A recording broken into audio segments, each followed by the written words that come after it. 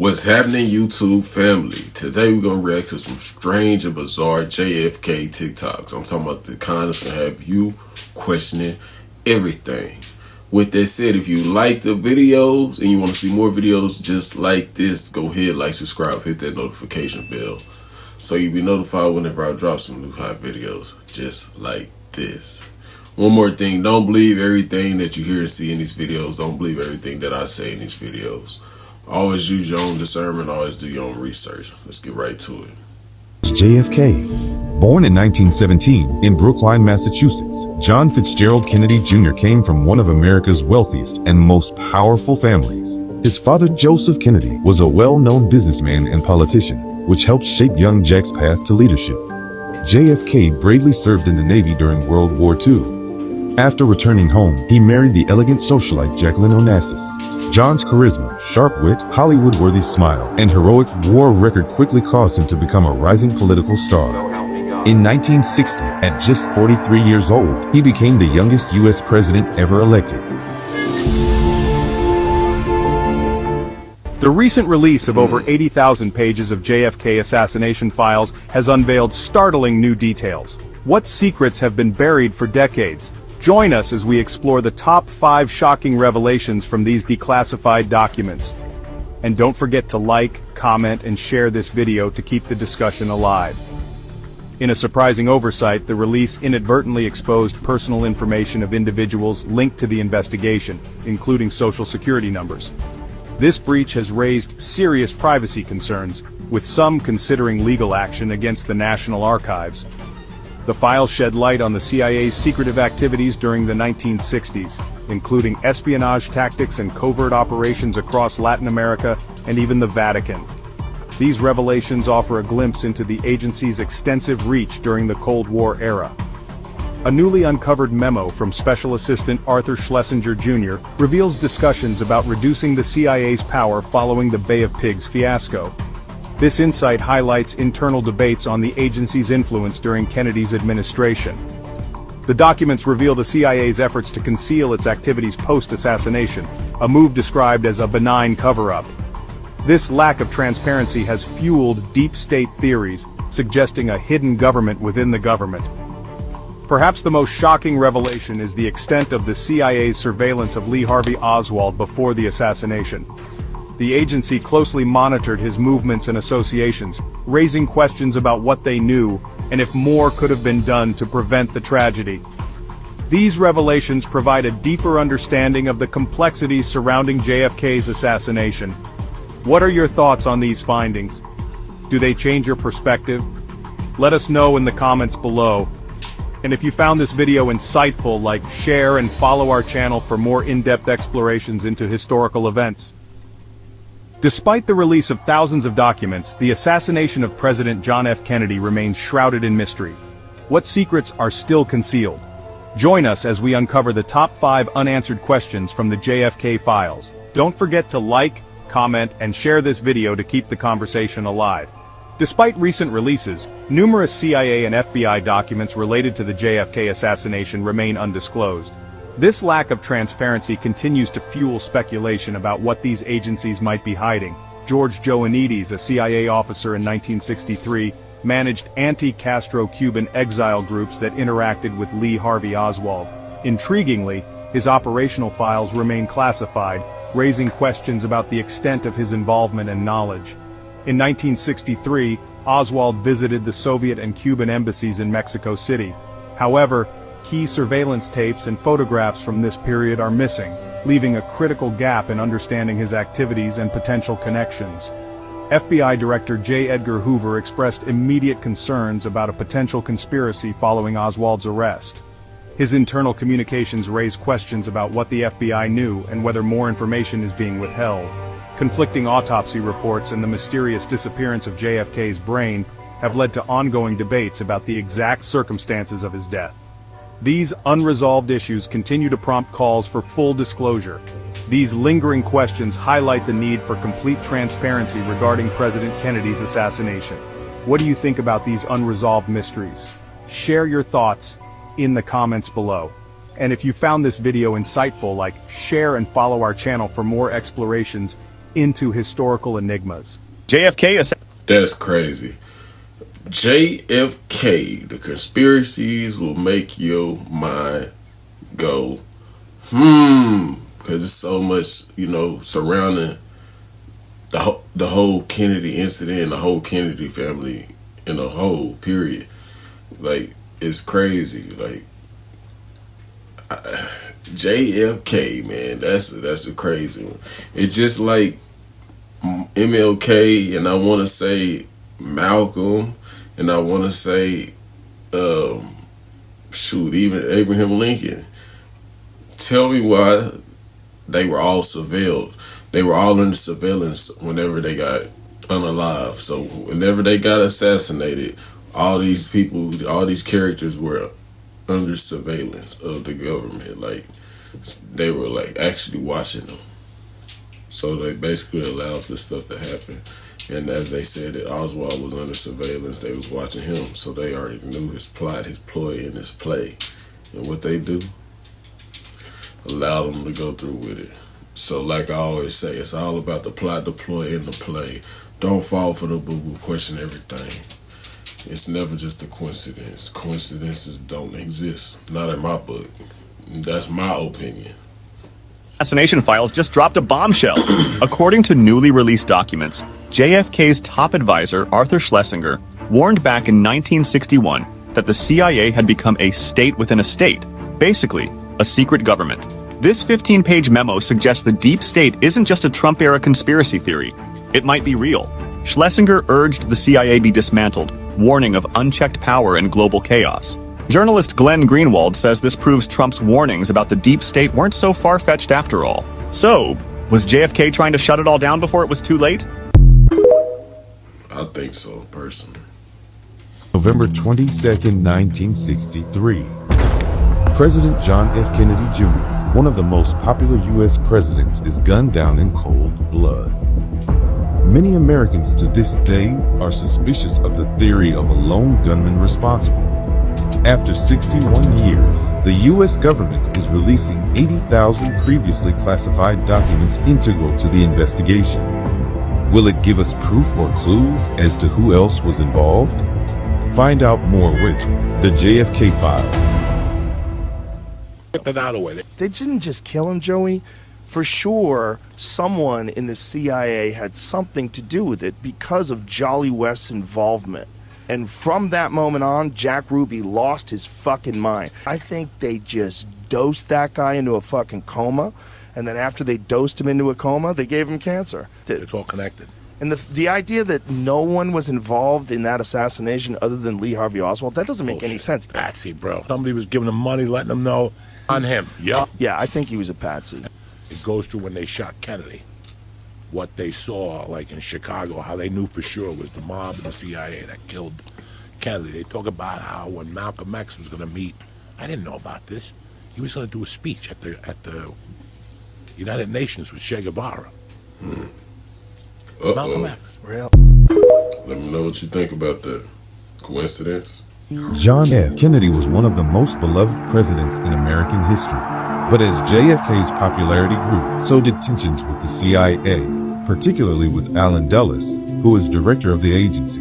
Under Dulles, the CIA ran secret mind control experiments on innocent civilians and orchestrated coups of democratically elected governments around the world. After the Bay of Pigs fiasco, JFK fired Dulles and was reported as saying, "I want to splinter the CIA into 1,000 pieces." On November 22, 1963, John F. Kennedy is assassinated.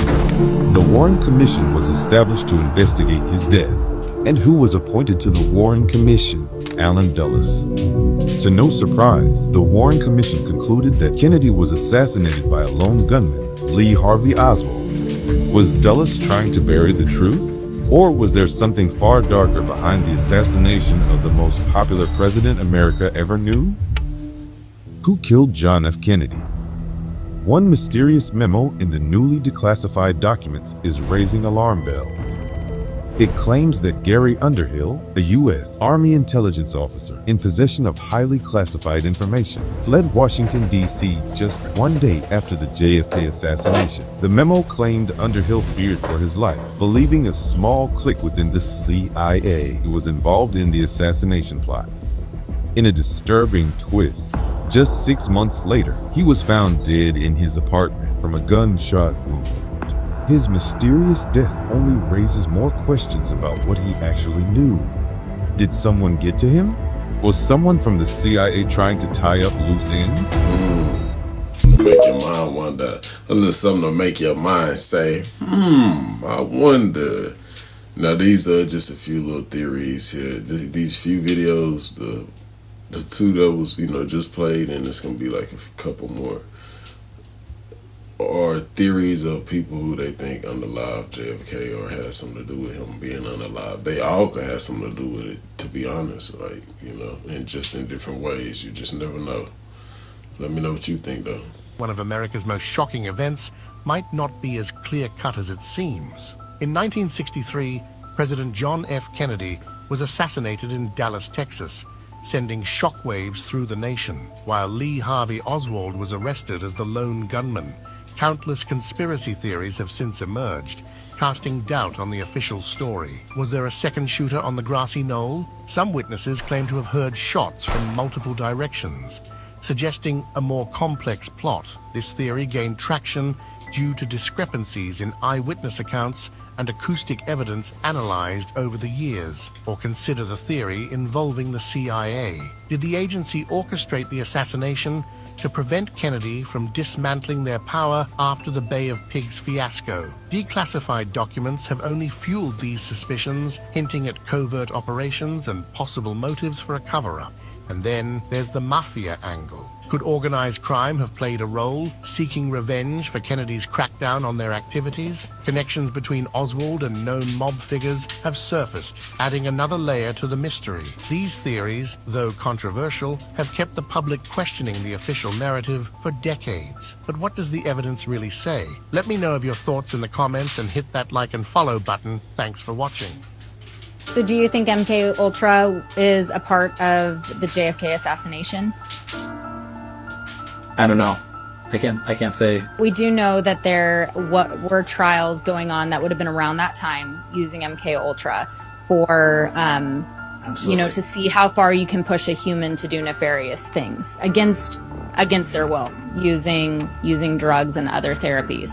Right. There's lots of different pieces to the JFK thing that I'm really interested to see where that goes. Like Lyndon B. Johnson, his connections with the mafia and what he said before and after. So there's a lot of elements of I don't know. It's not a coincidence that JFK was an outsider politician who came in and was shocked by the amount of corruption. Joint Chiefs of Staff coming to him and say, hey, we should blow up American citizens so that we can start a war with Cuba. And he's like, what? No, of course not. You're all fired.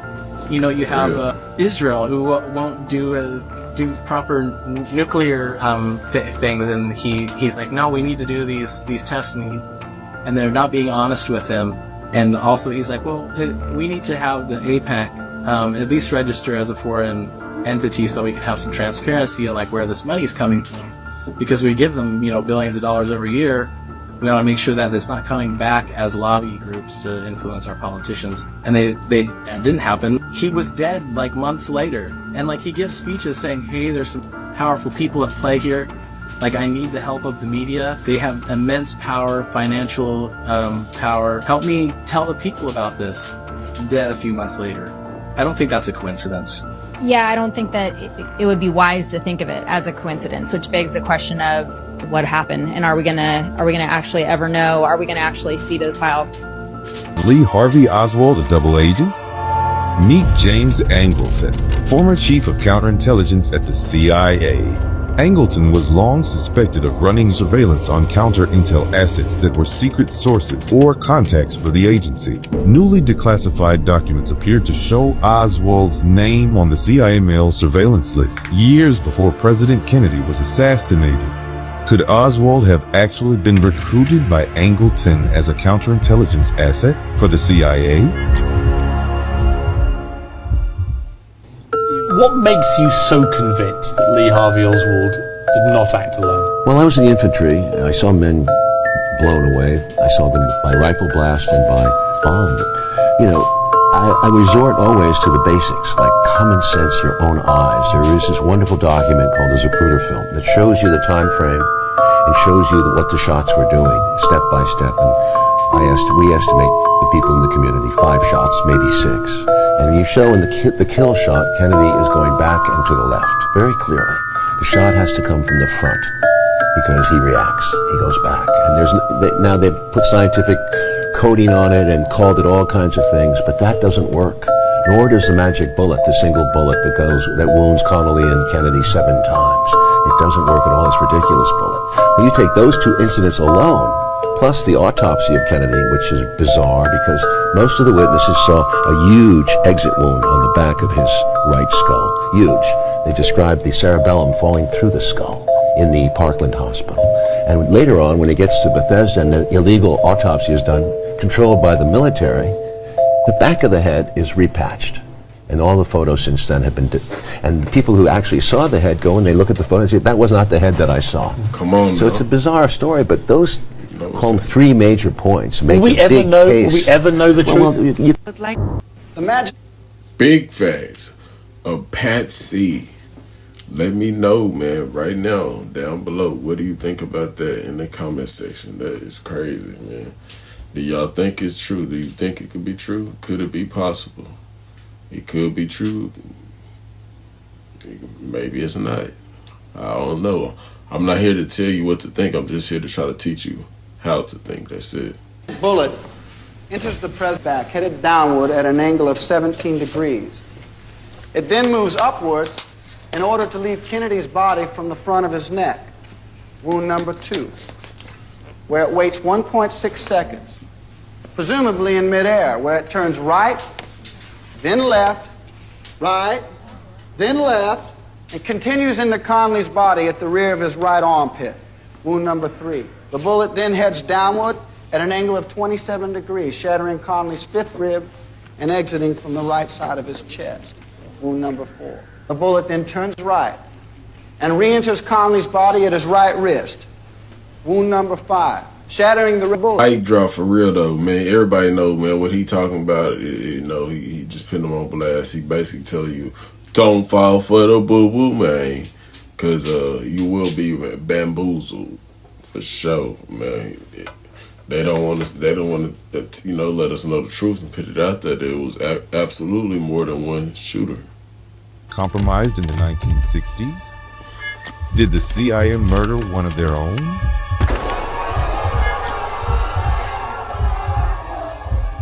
The mystery behind John F. Kennedy's assassination. What they haven't told you. On November 22, 1963, the world stood still. John F. Kennedy, the charismatic president of the United States, was assassinated in Dallas. But do we really know the whole truth?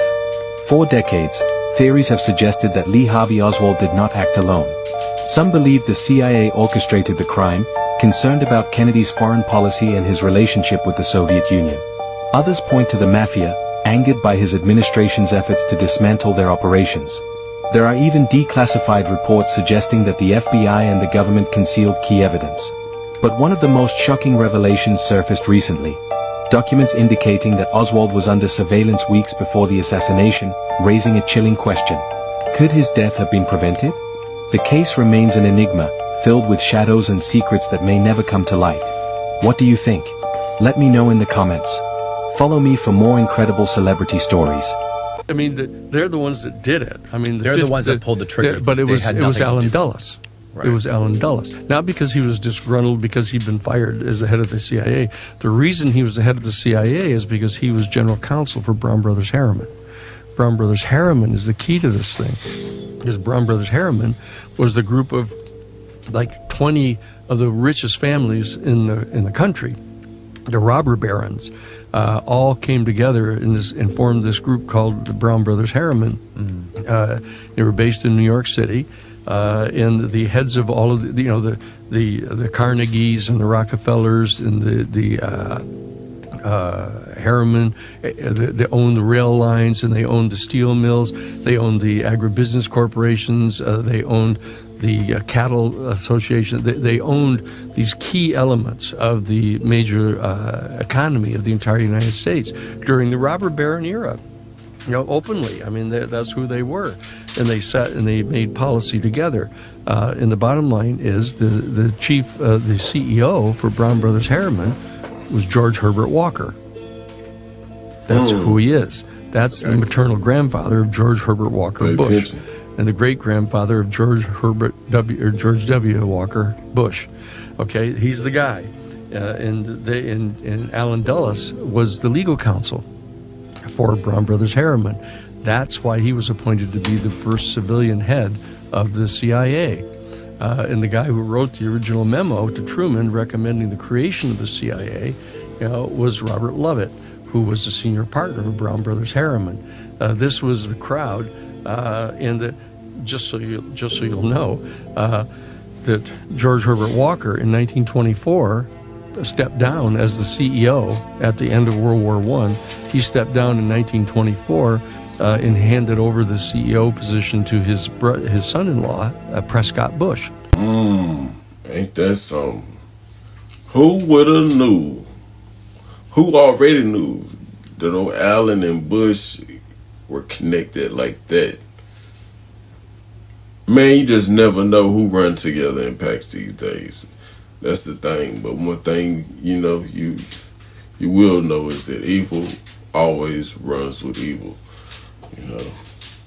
That's a fact.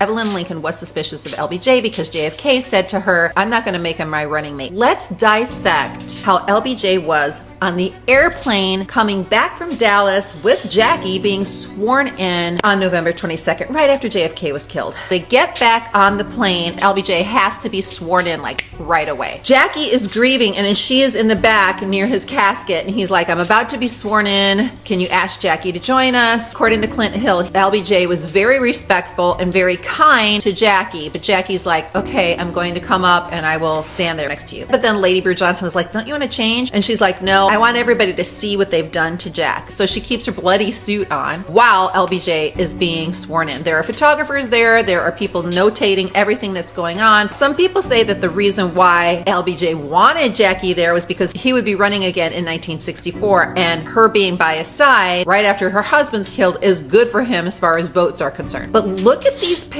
I find them somewhat disturbing. Some of these pictures show that LBJ and his wife are sort of consoling Jackie. Then there's this picture with Albert Thomas, LBJ's wife, and then Jackie that to me is highly disturbing. So he's sworn in, and then he turns, and remember, Jackie has just lost her husband. The entire country is devastated. And he looks at Albert Thomas, and there's sort of this smile, wink, and a smirk, and Lady Bird is smiling as well. Yeah, it looked like they had something to do with it to me. I don't know. I might just be tripping though, man. Instigating. Let me know what you think though down below. Excuse me. Excuse me. Pretty touch and go situation. Linda and I have had quite a few unpleasant words here lately over the deal with that he hired Mike Wallace to assassinate the president. It's been hectic in every way, but we've lived through it this far. I guess we'll continue to do so. Lyndon should have never issued that order to Mike, but we've had our differences, and I'm a true blue to Lyndon, as I've always been, and tried to carry out every order that he's ever given me. But this is one I'll probably never be able to forget. And the times that we've had in Texas, and the embarrassment that Lyndon had gotten from Kennedy, I guess there wasn't anything else to do but what he did. Well, Lyndon could have really hit me if he would. Well, Lyndon's the kind of person that doesn't want to help anyone. He's all for Lyndon, and that's the way it's pretty much always been. Well, they had me backed up on that Henry Marshall killing, and they just, it's sure good to see you. How's life? It's sure good to see you. How's life treating you today?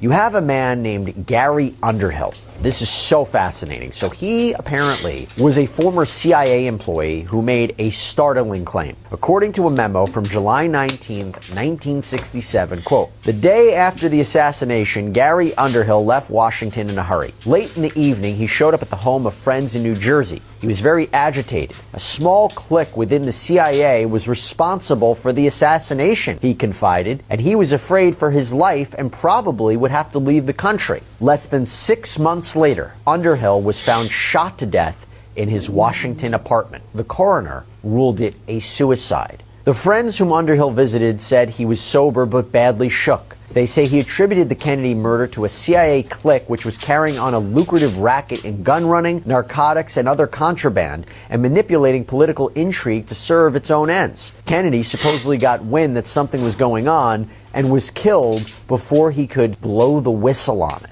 The verdict of suicide in Underhill's death is by no means convincing.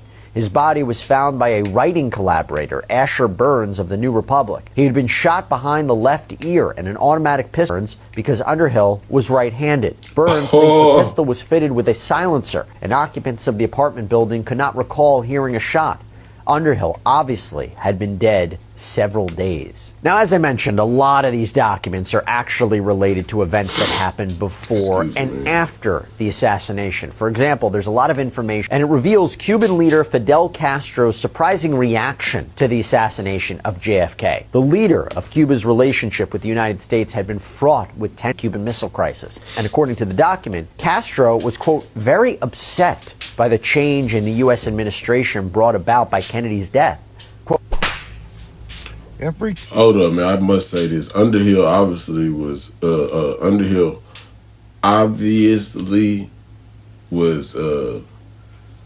set up.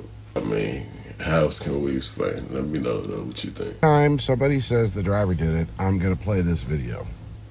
Okay, look, you guys have been very patient with me, and as I have been told so many times in my life, get to the point, man. So, okay, here it is. This is what you've been waiting for. This is the payoff. This is proof why the driver didn't do it. It doesn't matter how many times you watch the video. You have to stop the video, and you have to look at frame 312, not 313. We know about frame 313. If you've studied it at all, you know. I'm not going to show it. Don't need to show it. It's too graphic. What we're going to do is we're going to look at frame 312, the instant 1/18th of a second before frame 313. And we're going to look at that frame very, very carefully. You ready? Okay, frame 312. This is what everybody looks at. When they say the driver did it, this is what they're referring to. Remember, we're only going to be looking at the driver here. It's the only thing we're talking about is the driver. Everyone who says the driver did it points to something that they see in the driver's hand. Best thing for us to do right here is get a little closer each time, a little bit closer to the driver's hand. Can you see it yet? Do you see what people are talking about? When people say the driver did it, do you see what they're referring to? Here, I'll circle it for you.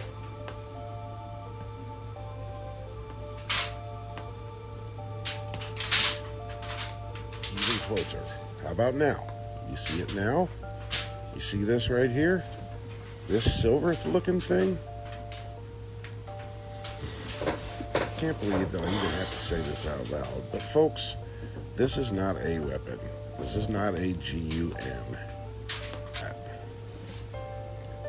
It is not, in fact, a weapon. It's sunlight reflecting off the sheen of the tops of their heads. Kellerman has it, and even Greer has it. But there's something else that maybe you didn't notice before. It's Greer's arm. It's the arm that he's supposedly holding the supposed weapon in. Nope. I'm sorry, folks. The driver didn't do it. The driver didn't do it.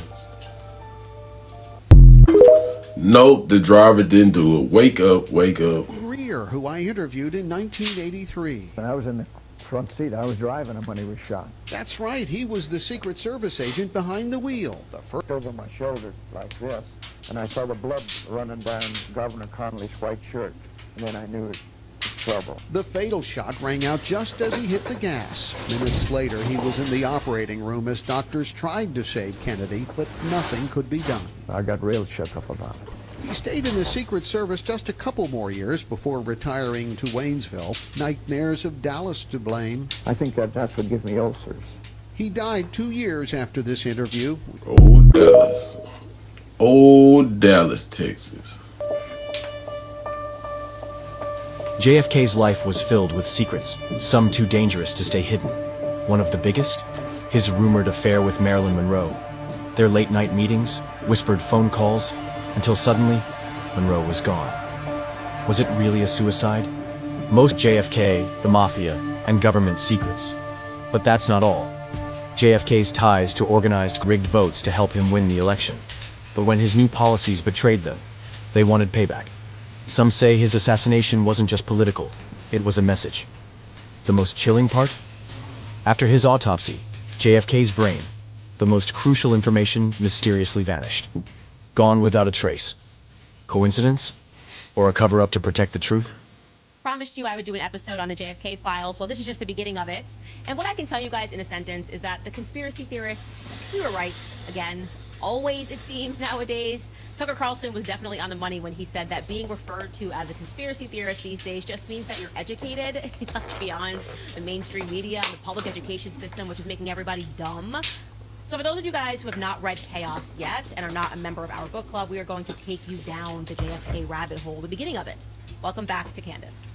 All right, guys, the JFK files have been cracked open. What does it mean? Well, what it means right now is that if you are a Jewish American citizen, it is really high time for you guys to understand that you are under no obligation to keep defending the state of Israel, okay? Anti-Semitism is not happening when people judge the foreign state of Israel. We have to say that right at the top, right? I should make everybody right now just get up and do the Pledge of Allegiance, like old-fashioned style, like you're just in your fifth grade classroom. I pledge allegiance to the flag of the United States of America and to the republic for which it stands, one nation, not under Israel, not under blackmail, okay? Like, and we're all the same. We are American. Ingrained in you since your youth, like you have been indoctrinated to believe that supporting that state is existential, really. Like, you're gonna die if you don't. And we all have those things. It's cool. We've all been indoctrinated in some way or another in our youth. And that's kind of the social engineering of the classroom to make us really fearful. It's the reason why women are like, I support Planned Parenthood because I think men are gonna take my ovaries if I don't. And you kind of get older and you're like, wait a second, that doesn't really make any sense. Why do I fear the patriarchy? It's just a fear-based education system. Anyways, let's get to the beginning of it, really, and kind of make you understand where the conspiracy theorists were coming from since before these files got released. Okay, so we all know what happened on November 22nd, 1963. JFK was shot. President JFK was shot sitting alongside his wife in a vehicle that was traveling through the streets of Dallas. Now, it is important, before we get into that, that you have a historical understanding of some other facts. Before Kennedy was elected president, Eisenhower was president, and right before Eisenhower left office, he warned the American public that a shadow was building, a shadow government, so to speak, was building in the background. He referred to it as a military-industrial complex. I want you to take a close listen to his words here.